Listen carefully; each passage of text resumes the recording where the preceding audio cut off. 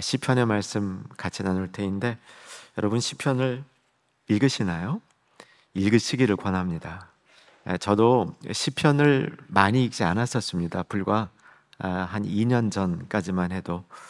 근데 이 유럽이나 미국의 굉장히 깊은, 특별히 영국의 깊은 영성 있는 신학자들이나 목회자들이 시편을 많이 읽는다는 사실을 뒤늦게 알았습니다. 빌리 그레이엄 목사께서 만약 여러분이 매일 시편을 5편씩 읽고 잠언을 한 장씩 읽는다면 한 달에 다 읽을 수 있다. 시편 한 번, 잠언 한 번 완독할 수 있다. 이렇게 이야기하는데 이게 지혜가 있습니다. 잠언을 읽으면 지혜가 생기고 시편을 읽으면 하나님으로부터 응답을 받을 수 있습니다. 여러분 응답받고 싶지 않으세요? 기도가 응답받고 싶지 않으세요? 기독교 역사에서 가장 전통적으로 응답을 받는 방법은 시편으로 기도하는 것이었습니다. 점점 저도 시편을 읽으면서 깨달아가는데, 시편은 독특한 감정을 전달할 수 있는 하나님이 만들어 놓은 수단입니다. 구약을 읽어보면 구약에 시가 많아요. 여러분이 언뜻 생각하는 것보다 훨씬 많습니다. 시를 통해서 하나님은 인간과 대화를 하시는 겁니다. 우리가 하나님과 신과 대화를 할 때 우리의 방법으로 안 될 것 뻔하지 않습니까? 그것을 위해서 만들어 놓은 중요한 방법이 시편이기 때문에 여러분, 베델 한인교회 성도 여러분, 시편을 많이 읽으시기를 권합니다. 시편은 응축된 감정을 대화할 수 있기 때문에 길게 설명하지 않아도 자기의 마음이 전달됩니다. 그래서 우리가 고려시대 때나 조선시대 때, 그 이어 신라시대 때도 보면 이 시를 통해서 자기의 감정을 한번 툭 전달하고 또 시를 통해서 전달받으면 그걸로 모든 것이 끝나는 그런 경우들이 있죠. 여러분 이 중에도 시를 좋아하시는 분들 제법 계시리라고 생각하고요, 시 쓰시는 분도 계시리라 믿습니다. 전문 시인도 계시겠죠. 그 시로 대화한 예가 우리나라 역사에도 있지 않습니까? 고려 말에 이방원이 이런들 어떠하리 저런들 어떠하리 만수산 드렁치기 얽혀진들 어떠하리. 이게 그러니까 굉장히 많은 이 함의가 되어 있는 내용을 전달한 거잖아요. 정몽주 선생님이 뭐라 했습니까? 이 몸이 죽어주고 100번 고쳐주고, 이거만 딱 돼도 이미 두 사람의 대화는 다 끝난 겁니다. 소통이 된 거죠. 시편에는 이러한 특징이 있는 겁니다. 시편이 또 중요한 이유는 시편에는 하나님의 성품이 담겨 있습니다. 우리는 시편을 통해서 하나님이 어떤 분인지를 배워가는 거죠. 이것도 우리 신앙에 있어서 기본 중의 기본입니다. 우리의 신앙이 바로 서려면 하나님이 어떤 분이신지를 잘 알아야 하는 것이죠. 시편은 조직신학과는 달리, 변증학과는 달리 시라는 운율을 통해서 하나님의 성품을 우리에게 가르쳐 줍니다. 더 중요한 건요, 시편을 통해서 우리는 하나님의 계획을 배우기도 합니다. 하나님의 우리를 향한 계획들, 우리를 어떻게 이끌어 가시는가, 아니 우리뿐만 아니라 이 전 우주를 어떻게 이끌어 가시는가 하는 하나님의 계획을 우리는 시편을 통해서 얻을 수 있습니다. 오늘은 이제 한 편의 시편을 간단히 다루게 되지만 150편이라는 이 시편 전체가 우리에게 주는 이 교훈 지혜 하나의 틀이 있습니다. 이런 거죠. 시편 기자가 우리의 인생처럼 별 어려움이 없이 겪고 살고 있다가 그 인생을 뒤흔드는 일들이 생기고 있음을 보여줍니다. 인생의 단면이죠. 어떤 어려움도 경험하지 않고 이때까지 살아오신 분 계십니까?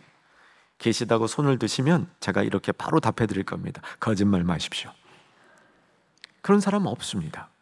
누구도 인생의 수많은 굴곡을 겪으면서 이 자리까지 오셨을 겁니다. 이민이라는 특정한 경험을 하시면서 이 자리까지 살아오신 여러분들은 아마 몇 고비를 겪어가면서 이 자리에 앉아 계실 거라고 저는 확실합니다. 이런 인생의 굴곡들, 특별히 인생의 큰 어려움, 내가 원치 않는 일들이 생겨날 때에 그 생겨나는 감정의 요동 속에서 시가 쓰여지고 있습니다. 그래서 시편이 우리에게 유익한 겁니다. 자, 오늘 시편을 보면서 이 내용들을 조금 더 다루죠. 자, 1절과 2절을 볼 테인데 제가 한 1절 읽어드릴게요. 내 영혼이 잠잠히 하나님만 바라며 나의 구원이 어디에서 온다? 그에게서 나오는도다. 오직 그만이 나의 무엇이요? 반석이시요 나의 무엇이요? 구원이시요 나의 요새시니 내가 그 다음 크게 흔들리지 아니하리로다. 이것은 시편 62편의 기자인 다윗이 여러 인생의 굴곡을 통해서 이미 경험한 일종의 어느 정도 수준 있는 자신의 영성의 고백이었습니다. 그런데 3절을 유의해 보시면, 자, 3절에 어떤 일이 일어나고 있는지 한번 같이 읽었으면 좋겠는데 천천히 읽으십시다. 넘어지는 담과 흔들리는 울타리 같이 사람을 죽이려고 너희가 일제히 공격하기를 언제까지 하려느냐. 상황이 발생한 겁니다. 자신을 보호하려는 담, 자신을 지키려는 울타리, 이것이 넘어지고 흔들리는 상황이 발생한 겁니다. 이때가 시편이 쓰여지는 그 환경이 되는 겁니다. 여러분, 사람들은요, 누구나, 심지어 어린아이도 자기를 보호하는 담과 울타리를 만들기 마련입니다. 부모라는, 아니면 자신의 어떤 준비된 힘이라는 울타리, 담을 만들어서 그것이 자기를 지켜주기를 바라죠. 그런데 어느 날 그게 흔들리는 겁니다. 그게 무너져 내려가는 겁니다. 이때가 시편이 쓰여지는, 그리고 시인이 정말 이 환경을 통해서 하나님 앞으로 나아가서 또다시 잠잠하게 이르는 이런 과정을 겪어가는 겁니다. 요약해 봅니다. 여러분, 시편을 읽으시면서요, 삶이 정돈되었던 나의 모습, 영어로는 아마 오리엔테이션이라고 말해도 좋을 것 같아요. 이것이 어느 순간에 디스오리엔테이션, 깨지는 겁니다. 이 깨어진 환경 속에서 시편은 어떻게 그것으로부터 더 높은 차원의 오리엔테이션, 뉴 오리엔테이션으로 옮겨지는가, 이것을 노래하는 겁니다. 사랑하는 여러분, 시편을 사랑하시기 바랍니다.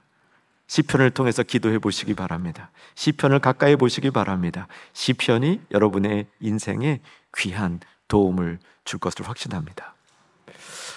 제가 이제 시편을 많이 안 읽다가 몇 년 전부터 열심히 읽기 시작했다고 말씀드렸는데, 이런 계기가 있었어요. 중국에 가서 사역을 할 때였는데, 중국 사역을 나름 열심히 하고 있습니다. 근데 그때는 참 들어가는 것이 이제 코로나 이제 끝날 무렵이었고 여러 가지로 힘든 상황이었습니다. 들어가서 중요한 사역을 해야 되는데, 비행기를 타면서 하나님, 제가 시편을 읽겠습니다 하고 이제 120편부터 읽어갈 그런 이제 그 마음을 정하고 읽기 시작하는데, 저는 이제 시편을 읽다가 마음에 크게 와닿은 것이 있으면 거기에 머물러서 오랫동안 그 말씀을 묵상합니다. 125편 1절에 여호와를 의지하는 자는 시온산이 흔들리지 아니하고 영원히 있음 같도다. 흔들리지 않는다는 이야기가 나와요. 제 마음이 흔들리고 있었거든요. 2절을 보니까 산들이 예루살렘을 두름같이 여호와께서 그의 백성을 지금부터 영원까지 둘러주신대요. 많이 위로가 되더라고요. 3절에 가니까 잘 들어보세요. 악인의 규가 의인의 땅에서는 그 권세를 누리지 못하리니. 여러분, 규라는 말이 무슨 말인지 아세요? 악인의 규가 무슨 뜻인지 아세요? 이미 오래되신 분들은 잘 모르죠. 여기 규라는 게 통치자의 지팡이입니다. 악인의 권세, 악인의 통치라는 거예요. 제가 규자만 나오면 좋아합니다. 왠지 아시죠? 제가 한 규삼입니다. 이게 제 규자예요. 특별히 이 규자를 좋아합니다. 악인의 규가 의인의 땅에서는 그 권세를 누리지 못하나. 여러분, 의인이시기를 소망합니다. 의인의 땅에서 악인의 권세가 누리지 못한다. 이 말씀 들으니까 그 사역이, 앞으로 감당할 사역에 대한 주님이 인도하심이 딱 느껴지는 그런 복된 시편이었습니다. 시편은 이렇듯 우리가 어려운 시기, 우리에게 특별히 힘든 시기를 겪어갈 때 그 일들을 우리에게 가르쳐 주죠. 여러분, 담이 무너지고 울타리가 흔들리는 경험은 여러분 할 수밖에 없습니다. 지금 혹시 하고 계신 분도 계실 겁니다. 예를 들면 사업의 치명적인 실패를 할 수 있어요. 이민자들은 아마 이 사업의 치명적인 실패를 한 경험들이 본국에 있는 한 일보다 더 많을 수 있을 것 같아요. 저도 한 18년 이민교회를 담임했는데 제가 섬기던 중에 사업을 제법 잘하시는 분들, 사업이 잘 된 분들하고 대화를 나누다 보면 저는 사업이 늘 잘 됐는 줄 알았어요. 근데 목사님, 제가 사업하면서 이 사업에 실패할 것 같은 시간들을 얼마나 많이 경험했는지 모르겠습니다. 이렇게 고백하시는 분들이 대부분이었습니다. 아마 이 자리에 있는 베델 한인교회 성도님들 중에도 그런 경험을 하면서 여기까지 오신 분들이 있을 겁니다. 여러분의 사업이라는 담과 울타리가 무너지는 것 같을 때 그때 여러분 어떻게 하셨습니까? 사실은 건강적인 위협이 인생의 담과 울타리를 무너지게 하는 결정적인 그런 모습이죠. 어쩌면 다윗은 이 시편을 쓸 때 우리들처럼 건강에 치명적인 어려움이 생겨서 오래 살 수 없을 것 같은 그런 두려움 중에 자신의 모습을 흔들리는 담과 무너지는 울타리라고 표현했는지 모르겠습니다.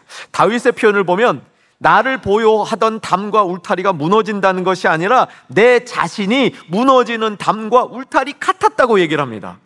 여러분, 건강이라는 자신의 보호, 울타리가 무너질 때 우리는 그냥 울타리만 무너지는 것이 아니라 나 자신이 무너지는 것 같은 경험을 할 수 있다는 것이죠. 제가 1부 예배 때는 이 말씀을 안 드렸는데 2부 예배 때 드리는 요 간단한 말씀은 사실 1부 예배 때 못 드린 이유가 제 아내 때문이어서 제 아내가 1부 예배를 드렸는데 제 아내가 몇 달 전에 검사를 잠깐 했는데 췌장에 조금 이상한 그 예후가 보였어요. 그날 이후로 그 문제가 해결될 때까지 제가 만나봤던 제 아내 중에 가장 천사 같은 시간을 보냈습니다. 담이 무너지고 울타리가 흔들릴 때 우리는 다윗이 경험했던 이 경험을 통해서 다시 하나님 앞에 우리가 바로 서는 자리로 나아갈 수 있다는 겁니다. 무엇이었을까요? 오늘 본문에는 세 가지로 다윗이 자기의 물타리가 담이 흔들리고 무너질 때 어떻게 이것을 통해서 다시 하나님 앞에 나갈 수 있는지를 보여줬습니다. 첫 번째, 5절을 보시면 1절과 내용이 반복되고 있습니다. 나의 영혼아 잠잠히 하나님만 바라라. 무릇 나의 소망이 그로부터 나오는도다. 잠잠히 하나님을 바라는 다윗의 모습입니다. 사실 시편이 노래하고 있는 공통적인 이 틀 중에는 나의 평온했던 상태가 무너지면서 담이 흔들리고 울타리가 무너질 때 시편이 보여주고 있는 일반적인 방법은 뭐냐면 부르짖음입니다. 성도는 부르짖을 수 있어야 됩니다. 여러분, 혹시 이 시간에 부르짖는 기도의 기능을 잊어버리셨다면 오늘 이 시간 이 베델의 2부 예배를 통해서 나의 영혼의 부르짖음을 회복하는 복된 자리가 임하기를 주의 이름으로 소망합니다. 부르짖을 수 없는 게 문제죠. 어떤 목사님은요, 너무나 힘드니까 부르짖는 게 아니라 부르짖는다고 하시더라고요. 부르짖든 찢든 부르짖음의 결과는 하나님 앞에 나아가는 겁니다. 하나님 앞에 쓰기 위해서 부르짖는 거죠. 내가 내 목소리를 높이기 위해서 부르짖는 것이 아니라 잊어버렸던 하나님의 존전에 나가기 위해서, 멀어졌던 하나님과의 관계를 회복시키기 위해서 부르짖는 거지요. 그 부르짖음을 통해서 하나님 앞에 나아가는 겁니다. 그런데 오늘 시편에서는 역설적으로 부르짖는 것이 소리만 높이는 것이 아니라 잠잠히 하나님을 바라는 것도 부르짖음의 방법이라고 얘기해 주고 있는 겁니다. 사실 하나님의 응답과 하나님의 인도하심은 내가 나의 감정에 가득 차 있을 때가 아니라 잠잠히 하나님을 바랄 때에 일어나는 줄로 믿으시기 바랍니다. 여러분, 그래서 잠잠히 하나님을 바라라. 두 번째, 하나님을 바랄 뿐만 아니라 6절을 보시면 오직 그만이 나의 반석이시요 나의 구원이시니 그리고 나의 요새이시니 내가 흔들리지 아니하리다 고백합니다. 이것은 하나님을 의존하는 겁니다. 잠잠히 나가서 하나님께 자기 자신을 내어드리는 겁니다. 2절에도 똑같은 얘기가 나와요. 그런데 2절과 6절을 한번 비교해 보시면서 달라진 걸 하나를 찾아보셔야 돼요. 2절과 6절이 거의 동일합니다. 근데 뭐가 달라졌는지 2절 같이 한번 읽으시면서 6절에 없는 단어가 2절에 있습니다. 한번 찾아보시기 바랍니다. 2절 준비하시고 같이 읽겠습니다. 오직 그만이 나의 반석이시요 나의 구원이시요 나의 요새이시니 내가 크게 흔들리지 아니하리로다. 크게가 빠졌죠. 그러니까 처음에는 내가 흔들리기는 흔들리는데 크게는 안 흔들리겠습니다. 이런 다윗의 상태에서 담이 넘어지고 울타리가 흔들리는 인생 경험을 한 다음에 어떻게 발전하냐면 내가 아예 안 흔들리겠습니다. 여러분 이렇게 뵈니까요 신앙생활을 제법 하신 분들 같습니다. 그래서 여러분의 상태가 딱 이런 상태일 것 같아요. 하나님 제가 흔들리기는 하겠는데요 크게 흔들리지는 않겠습니다. 주님이 원하시는 것은 주님 제가 크게 흔들리던 상태에서 덜 흔들리겠습니다. 아니 안 흔들리겠습니다. 이런 고백으로 옮겨가실 수 있는 여러분 되시기를 주 안에서 소망합니다. 우리 인생은 자주 흔들립니다. 하나님이 흔드시기도 하죠. 그래서 내가 나를 보호한다고 실컷 쌓아놓은 돈이라는, 건강이라는, 자녀라는, 성공이라는 이런 울타리와 담을 하나님이 흔들어서 때로는 무너뜨려서 담만 무너지는 게 아니라 나 자신이 무너지는 것 같은 경험을 하게 한다는 겁니다. 이것이 다윗의 경험이었습니다. 그는 그때 다시 하나님 앞에 잠잠히 나가는 그의 영적인 습관을 발동했고 이번에는 더욱더 철저히 하나님 앞에 자신을 내려놓고 의존하는 신앙으로 발전했다는 것이죠. 저는 신약 성경을 오래 공부했는데 믿음이라는 성도님들 믿음 좋게 해주는 게 목사님들의 사명이잖아요. 제 믿음도 좋게 가져야 되고요. 성경 전체를 통해서 믿음이라는 것이 어떤 요소가 있는지를 이제 쭉 연구했는데 현재까지의 결론은 이제 중요한 게 4가지가 있어요. 첫째가 믿음은 신뢰하는 겁니다. Trust. 믿음의 가장 기본꼴이에요.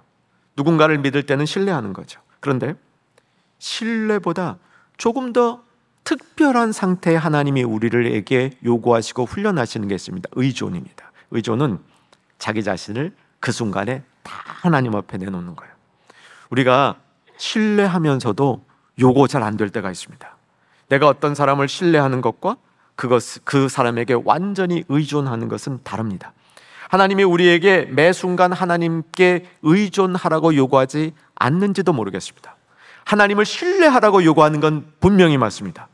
그런데 어느 때에는 네가 너를 지킨다고 만들어 놓은 담과 울타리를 무너뜨리고 흔들려서라도 하나님을 의지하는지 사람을 의지하는지 돈을 의지하는지 명예를 의지하는지 하나님이 확인시키고 싶으실 때가 있지요. 여러분 이민자들은요 자녀에게 얼마나 많은 힘을 쏟았습니까? 그 자녀를 통해서 나의 인생이 흔들리고 무너지는 것 같은 경험을 할 수 있는 거죠. 믿음의 3번째 요소는 고백입니다. 고백도 중요한 믿음이죠. 동행하는 것, 하나님과 같은 길을 걸어가는 것도 믿음에 꼭 필요한 요소인 것이죠. 오늘 뒤에 2가지보다는 앞에 내용에 마음을 한번 더 보시기 바랍니다. 이 담이 무너지고 울타리가 흔들릴 때 다윗은 다시 한번 자기 자신을 하나님 앞에 온전히 의존하여 드리는 그 자리로 나아갔던 것이죠. 오늘 본문의 키스는 8절에 있습니다. 핵심은 8절에 있습니다. 어떻게 다시 하나님 앞에 평온한 상태로 돌아갈 건가? 우리 8절 말씀 같이 한번 읽었으면 좋겠습니다. 같이 읽으십시다. 백성들아, 시시로 그를 의지하고 그의 앞에 마음을 토하라. 하나님은 우리의 피난처시로다. 그의 앞에 마음을 토하라고 얘기합니다. 여러분, 하나님 앞에 마음을 토해 보신 적이 있으신가요? 정말 하나님 앞에 내 마음이 다 토해져 나가면요, 내 안에 있는 마음의 병들이 나아요. 마음에 있는 것을 다 토할 때 우리는 육신의 병이 나을 수도 있습니다. 자기의 마음을 다 토해내는 것, 이 토해내는 것에 관해서 시편의 주석가 중에 제가 즐겨 읽는 주석은 총신대원을 은퇴하신 교수 김정우 교수님의 시편인데, 김정우 교수님의 시편 주석에 따르면 여기에 자기의 마음을 토하라 이 부분과 가장 유사한 구약의 이 장면이 한나가 기도하면서 자신을 토해냈던 그 장면하고 이렇게 연결시킵니다. 사랑하는 베델 한인교회 성도 여러분, 성경은 성경으로 풀 때 가장 잘 풀리는 거 아시죠? 아멘 아니세요? 네, 성경은 성경으로 풀 때 가장 잘 풀려요. 이 사무엘상 1장에 보면 한나가 아이가 없어서 기도하죠. 한나의 인생의 문제는, 인생에 흔들리는 담과 울타리는 자녀였습니다. 자녀를 못 가진 거예요. 다른 걸 다 성공을 했고 남편의 사랑을 독차지하고 있는데도 자녀가 없다는 것 때문에 한나는 그 삶이 늘 불안하고 힘들었습니다. 하나님 앞에 나가서 기도했죠. 그때는 정말 하나님 앞에 자신의 모든 것을 토해내는 기도를 했습니다. 근데 여러분, 이제 12절인가로 제가 알고 있는데 거기에 이런 장면이 나와요. 그 한나가, 그건 기억하시죠? 그냥 입으로만 중얼중얼 했더니 엘리가 그거를 모르고 너 술 취했냐? 그건 기억하시죠? 어떻게 이렇게 기억도 못 하시는 분들 같은 표정을 지으시고, 기억하시는 분은 미소를 지어주셔야 될까? 여러분 처음인데 여러분 수준을 알고, 이건 보통 다 되는 것들입니다. 어디서나. 근데 술 취한 줄 알았는데 거기에 12절에 이런 표현이 있을 거예요. 깊이 마음으로 하나님 앞에 기도하고 있는 거예요. 깊은 기도를 하나님 앞에 하고 있으니까 소리가 안 나는 거예요. 저는 이런 경험은 사실 못 해봤어요. 근데 이 성경에 그렇게 써 있어요. 막 내가 부르짖고 싶은데 마음이 깊어지니까 입에서 소리가 안 나는 거야. 그거를 보고 엘리가 있다가 술 취했냐 이런 겁니다. 한나가 답하죠. 뭐라고 답했습니까? 아닙니다. 술 취하지 않았습니다. 제가 하나님과 심정을 통하고 있습니다. 내가 하나님과 심정을 통했습니다. 15절 말씀 올라왔죠? 여기 심정을 통한다는 게 뭘까요? 이 말씀을 곰곰이 묵상해 봤습니다. 저의 묵상의 결론은 이거예요. 심정을 통한다는 건 자기 거를 하나님 앞에 다 토해낸 거죠. 다 토해냈는데 이 토해내다 보니까 시편의 원리에 의하면 대화가 되는 겁니다. 하나님하고 통해지는 겁니다. 대화가 돼. 이게 그래서 시편을 통해서 기도의 응답을 받는 거예요. 하나님과 심정이 통해지니까 응답을 받는 겁니다. 어떤 심정을 통했을까요? 저는 이랬을 것 같아요. 한나의 기도를 들으면서 하나님이, 나도 아들이 없다. 나도 내 일을, 내가 지금 행하려는 이스라엘의 구원 사역을 이루어갈 그거를 맡길 만한 아들이 없다. 한나가 그 여호와의 마음을 깨닫는 순간 심정이 통한 거. 여러분 그렇게 생각 안 드세요? 아멘도 안 하시는군요. 심정이 통했어요. 그래서 한나가 아들을 낳으니까 이 아들을 하나님의 아들로 드리면 되겠구나. 하나의 이야기가 이렇게 연결이 된 걸로 보이죠. 사랑하는 여러분, 심정을 토할 수 있는, 정말 여러분의 인생의 담과 울타리가 무너지고 흔들릴 때 사람 찾지 마시고, 누가 날 도와줄까 찾지 마시고, 내 은행 잔고에 돈이 얼마 있나 보지 마시고,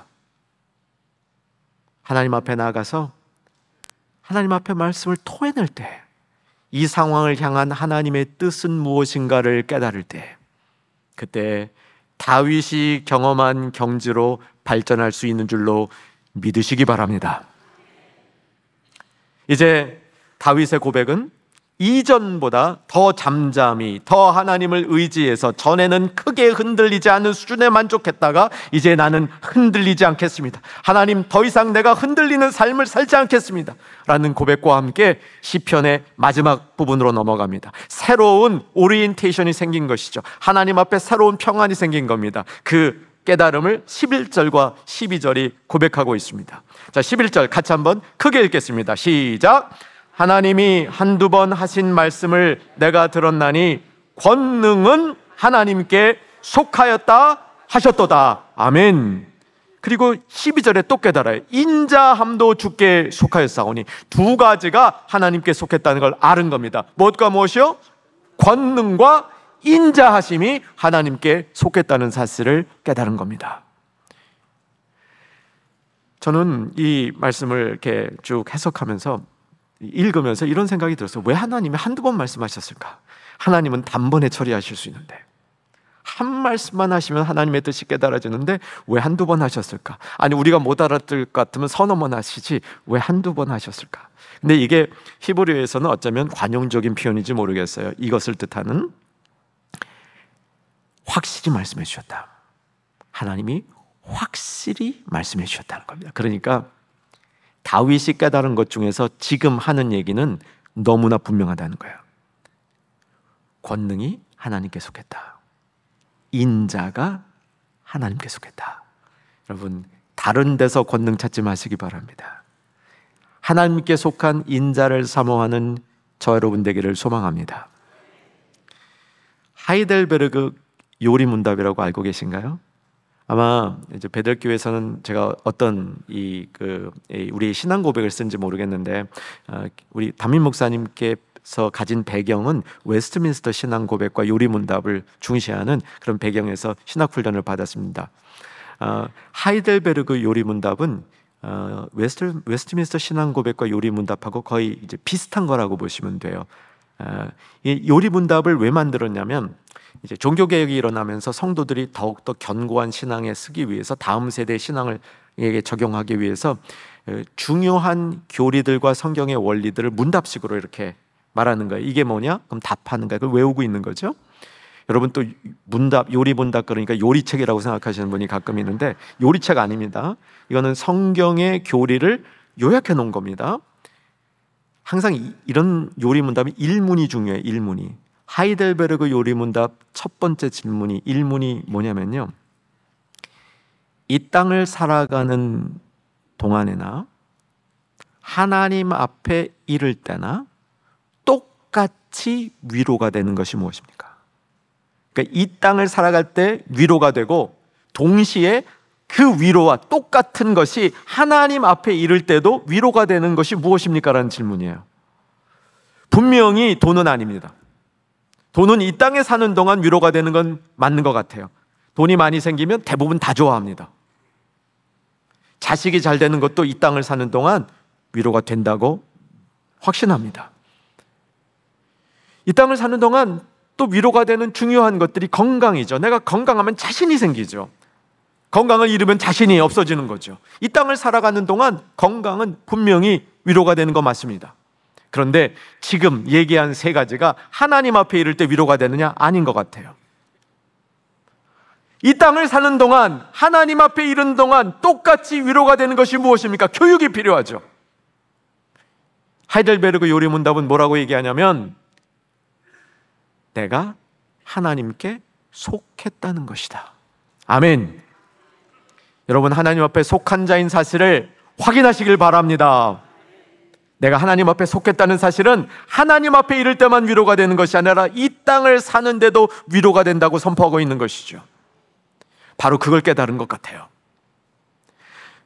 아까 말씀드렸던 김종우 교수님이 마지막 11절을 원문에 가깝게 직역을 했는데, 우리가 갖고 있는 개역개정하고 좀 달라요. 이렇게 직역을 하셨어요. 하나님께서 한 가지를 말씀하셨을 때 나는 두 가지를 배웠다. 우리말 지금 개역개정은 하나님이 한두 번 말씀하셨다 이렇게 말씀하셨죠. 하나님이 한 가지를 말씀하셨을 때 나는 두 가지를 배웠다. 이런 사람이 복받은 성도입니다. 하나님은 확실히 가르쳐주기 때문에 그거를 깨달을 때 2가지, 3가지로 적용할 수 있는 성도가 될 수 있는 거죠. 오늘 이 자리에 예배드리는 모든 성도님들이 이런 성도 되기를 주의 이름으로 축원합니다. 하나님께 속했습니다. 하나님께 속했다는 사실이 우리의 위로죠. 권능과 인자가 하나님께 속했습니다. 이제 말씀을 정리합니다. 다윗은 정말 긴 신앙의 여정을 통해서 타고난 영성을 가지고 이렇게 자신의 신앙을 하나님 앞에서 차곡차곡 발전하여서 마지막 그가 깨달은 확실한 것 한 가지를 가르쳐주고 있는데, 하나님께 속했다. 그걸 자신에게 적용했는데 권능은 하나님께 속했다, 인자는 하나님께 속했다, 이 사실을 깨달았습니다. 우리는 다윗과 같은 모진 삶을 살지 않아도, 긴 영성의 훈련을 받지 않는다 할지라도 예수님을 통해서 내가 하나님께 속했다는 사실을 확신할 수 있습니다. 여러분, 예수님 믿으십니까? 예수님이 여러분의 구주와 주님이신 거 확실합니까? 예수님을 믿을 때 여러분 안에 성령께서 내주하시는 걸 확신합니까? 그 성령께서 우리에게 가르쳐 주실 때 너는 하나님께 속했다, 이것 확인해 주시는 것 알고 계십니까? 다윗은 평생을 통해서 수련한 영성의 자리를 우리는 예수님 믿음으로, 우리 안에 계신 성령께서 내가 하나님께 속했다는 사실을 확신시켜 주는 겁니다. 그러므로 우리는 인생의 담이 흔들리고 울타리가 무너질 때 잠잠히 그에게 나가서 이 상황의 모든 것을 온전히 하나님께 의존함으로 하나님께 속한 권능과 인자하심을 다시 한번 우리가 경험하고 확신함으로 하나님 앞에 더욱더 굳건히 서는, 흔들리지 않게 서는 복된 성도로 발전하실 수 있음을 주 안에서 믿으시기 바랍니다.